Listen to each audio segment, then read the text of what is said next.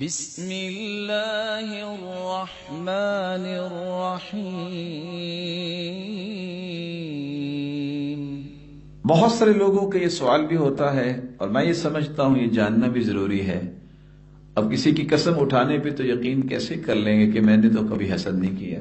علماء نے اس لیے اس کی کچھ نشانیاں بیان کر دی۔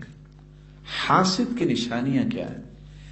جاہز جو بڑے ہی عربی زبان کے نباز رہے ہیں وہ کہا کرتے تھے وَمَا لَقِيتَ حَاسِدًا قَطْ، آپ نے جب بھی کسی حاسد سے ملاقات کی ہوگی آپ کو کچھ نشانیاں إِلَّا تَبَيَّنَ لَكَ مَكْنُونَ، چھپی ہوئی نشانیاں بھی تمہارے سامنے آ جائیں گی۔ کیسے؟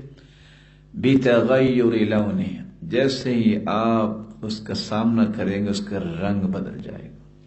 وَتَخَوُّصِ عَيْنِهِ، اس کی آنکھیں پھر جائیں گی، یہ کون آ گیا۔ وَإِخْفَاءِ السَّلَامِ، کبھی آپ سے بلند آواز میں اور ایکسائٹنگ طریقے سے سلام نہیں کرے گا، کہے گا بھی تو آہستہ سے بولے گا۔ وَالْإِقْبَالِ عَلَى غَيْرِكَ، حاسد کی چوتھی نشانی یہ ہے وہ آپ کو کوئی توجہ نہیں دے گا، دوسرے کی طرف وہ توجہ دے گا۔ وَالْإِعْرَاضِ عَنْكَ، پانچویں نشانی وہ آپ سے ایسا ہی رویہ پیش کرے گا میں جانتا ہی نہیں ہوں۔ چھٹی نشانی وَالِاسْتِثْقَالُ لِحَدِيثِهِ، آپ کی بات اس پر پہاڑ کی طرح گرے گی، بوجھ سمجھے گا۔